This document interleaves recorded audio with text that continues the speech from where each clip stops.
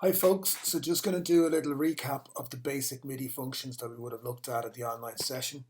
I'll try and go quick enough and keep it basic. So I'm just stretching out my screen here.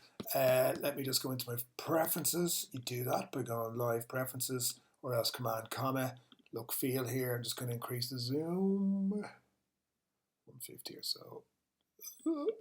There we go. Right. Okay, so here's your default session. You have MIDI tracks and audio tracks will appear. So they're your basic building blocks for creating a track. So we would have looked at audio, so let's have a quick look at that again, very briefly. I've got some, pull it over here. This will be playing a bit fast because it's warped. Yeah, so I'm just going to take down that briefly, and you can see the audio waveform going left to right. So you can see the transients, you can see what it looks like. Okay, it's just for an example. MIDI, on the other hand, is different. So your basic MIDI channel, you can see it's got dots in the meter. And just to labor a point, if I create an audio or a MIDI clip, I should say, and just put in some random notes here, blah blah blah, all over the shop, play it. You don't hear anything. You can see signals coming through, but we're not hearing anything. And that's because MIDI on its own is just instructions. It's saying when to play what particular note and for how long. So if we were to pull a sound onto that, let's have a look at, try and pull a piano or something in. Grand piano. There we go. Okay. Lovely. So you can hear the notes. So you need to put an instrument onto a track in order to hear something, and the MIDI itself tells the instrument what notes to play. So I'm just going to delete all those, do an elastic band selection there. I'm going to delete the MIDI clip, and I'm going to delete the device here. Okay, so we have our tracks. So what if we want to make more tracks? So if I want to make another audio track, if you go into your menu, create, insert audio track, creates another audio track. And if you go into the menu, in any of the Ableton menus, if you look to the right, if there's a shortcut, it'll tell you here. So it's a good way to recap as you're beginning to learn shortcuts. So if I wanted to create a MIDI track, create, insert MIDI track. The shortcut for an audio track is Command T. The shortcut for a MIDI track is Shift Command T. So Command T, another audio track, another audio track. If I want to delete them, select them, backspace, select them, backspace, backspace. MIDI track, Command Shift T will give us another MIDI track. So that's how you're going to create extra tracks. Okay, so let's start off with some drums to do some basic MIDI editing here. So again, in your browser here on the left, at the top is our MIDI devices in sounds, drums, and instruments. It then goes into effects. And then down below is our shortcuts for files on the computer for audio samples and the likes.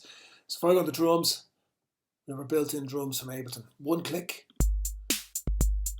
gives you a little preview of the sounds that are within that kit.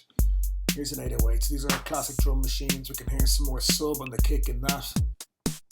Okay, so I'm happy enough with what's being presented there. So going to drop that onto the track. So the next thing to mention is when you have a track selected, it'll either show you the device or else the clips or the audio that are on that track. So this is our device view, this is our clip view, and we can toggle between them. We're not seeing anything here because we've no clip yet.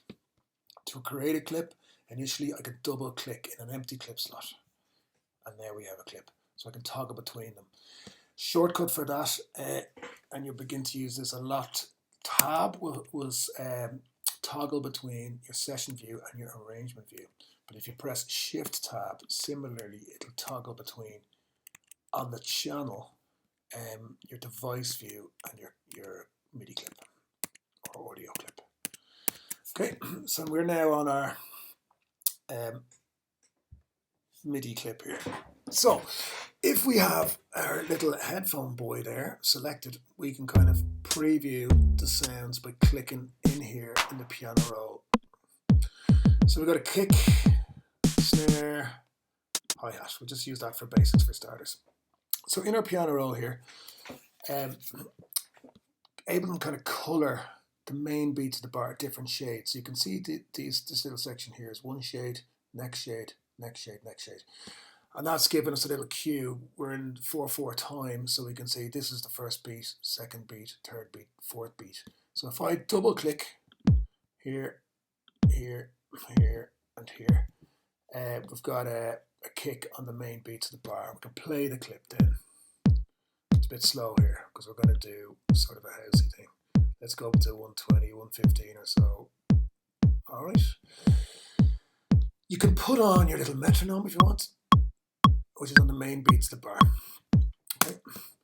Other visual cue here, the numbers along this ruler. So 1 is the very start of the bar, and then a single decimal place is the main beat. So 1.2 is the next beat, 1.3, 1.4.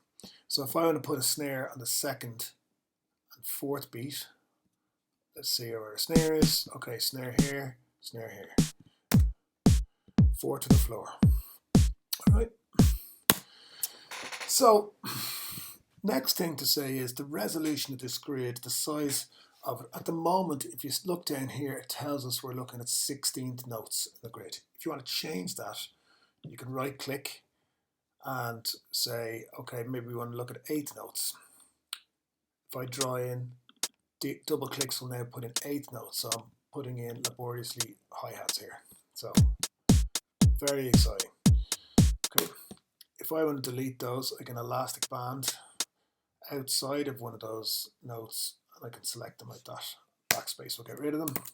Another thing you can do to do multiple selection, if you select in here in the note itself, select it on the snares, I can use my up and down cursor to move them together. So that's with a clap instead of a snare, for example. Okay, so I want to change that to 16th notes. So some other things about this grid resolution here. You can do it manually like that. A nice way to do it sometimes is to use an adaptive grid here. I often use this medium one here. So that'll change the resolution based on your zoom. So if I zoom in, it's giving me more resolution. I've zoomed in and it's showing me 64th notes. I'm going to zoom out, it's showing me 16 notes. When you're programming drums, you're seldom going to go much finer than that. If you want to, another nice shortcut is when you're selected in the MIDI clip, Command 1 will make a finer resolution. You can see it's gone up 64ths. Command 2 will make it wider. Okay, we'll leave it in 16ths. Pencil tool up here is a nice quick way to draw if you're doing something like hi-hats and you want to draw them quickly. So pencil, there we go, just dragged across. Okay. You can toggle on Command Z-ing there, backspace, to toggle between your pencil and your mouse, Command B. Change it from a pencil to a mouse there. Let's stick our hats back in. Next thing to mention,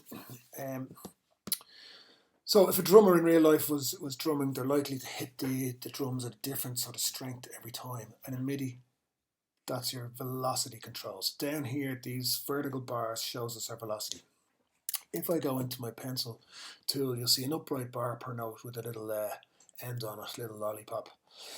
So if I selected one of those and dragged it down, I'm reducing the velocity. That might be hard to hear, so what I'm going to do is Command Z that, select these 3 here and take them down together. Now, what I will also do is, a nice thing about the drum rack, if we just go and look at the device again, another thing to mention, Ableton are kind of hawking this one a lot more because it's nice. It's got 16 pads. It basically relates to a piano roll. You can put in lots more samples up and down, and then of course 16 pads. You've got various drum machines, various samplers, MPCs that use that sort of form, so it kind of is conducive to using external controllers. Anyway, where was I? Oh yeah, so once you're in a drum rack, you can, little triangle here, you can expand it so you can see the individual parts here with their own fader, which is very handy too. So I'm going to solo the hats. So we're just listening to those because I wanted to talk about the velocity. Okay, so we took these and reduced the velocity. So if I do take those, your Command C, Command V does your copy and paste, but if I just go Command D, I'm copying those MIDI notes, and it'll pick up the velocity that was set on each note. So hopefully you hear a bit more movement in the hats there. Okay, another thing you can do, which is nice with velocity if you want to play around with it, if I select it and turn it into my pencil tool here, Command B, you can draw across like this and just holding and just creating a bit of random up and down. Might do it even more dramatically.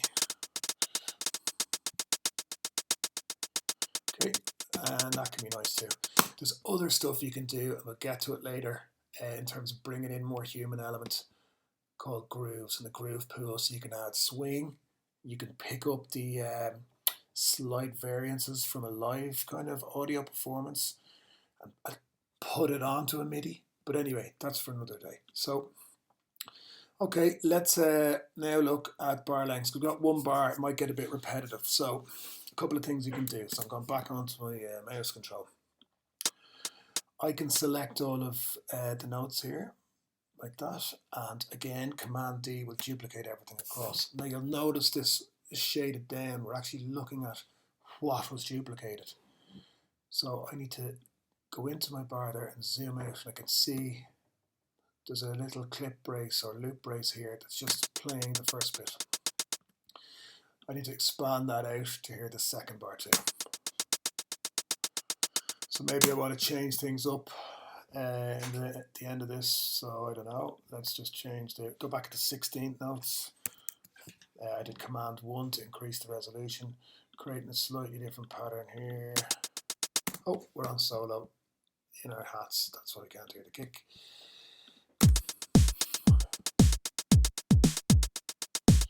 Okay, maybe I'll do that a bit later instead. Take that kick out, maybe put another snare in there. Maybe again. Okay, it's got a little bit of a feel. That might be rolling around a bit too quickly as well. So another way you can do this, I'm looking over here in my notes sort of editor here, and part of the clip, the bar length is currently 2. There's a button here, duplicate. It's a quick way to duplicate what's in there. So I've just now doubled it up from 2 bars to 4 bars. Okay, in the second bar I'll just select out, delete this, select the first bar, Command D, duplicate it. So now that fill is only happening at the end of 4 bars. Okay, you know yourself. Okay, so that's some of our basic MIDI input editing. Let's now take it to an instrument. It will look slightly different. So we'll go into our sounds and we'll find some sort of bass sound. So going into bass here, it's kind of a housey beat, so we'll take that housey bass sound. Create a clip. So by default we're seeing our device here. If I double click, I'm seeing the clip editor, and I can toggle between the two. So with our drum machine, it was limited here because there's only a certain number of samples loaded. In our instrument one here, we're seeing the full piano roll. We have our headphones selected, so we can kind of preview the sound clicking in the piano roll. We're going to take it down a little bit because we're looking at a bit of bass.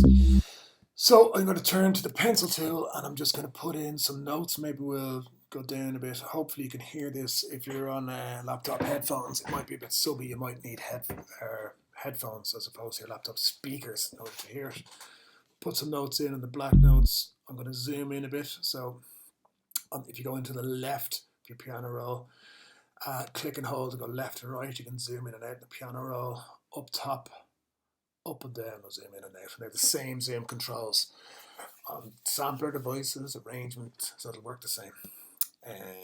Okay, so let's put in another note or two, try there. If you want to stretch a note out, if you go to the end of the note, you get a little a bracket, and you can kind of make that note a bit longer. So if I'm in 16th notes, I've made that 2/16 or an eighth or a quaver, however you want to describe it.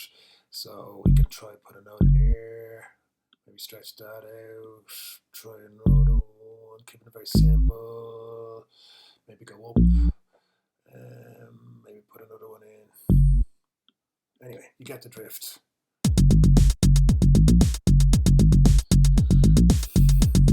Move them around.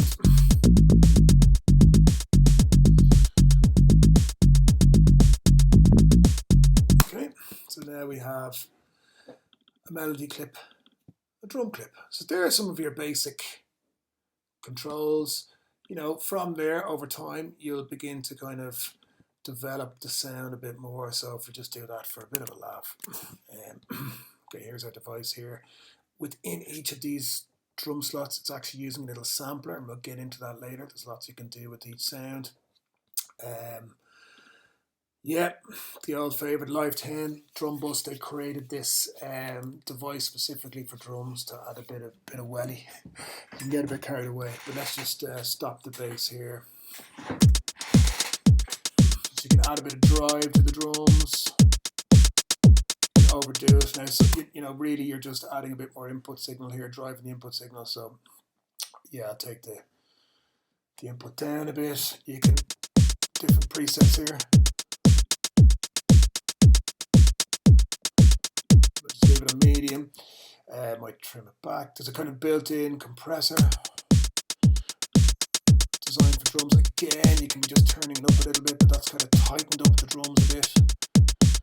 You can A/B it before, after. Another nice control within this is your transient, so that'll pick out the kind of hit of each drum, like the very snappy part of the initial impact of the drum. You can hear bringing that out, or you can take it away depending what you're trying to do. I'll bring them out a little bit more. Now, the hats are sounding maybe a little bit loud, so I can expand. Look at my hats, you can mix them individually. I'll take my hats down a bit there. Okay. Now, boom. Just going to add a bit of sub to the kick.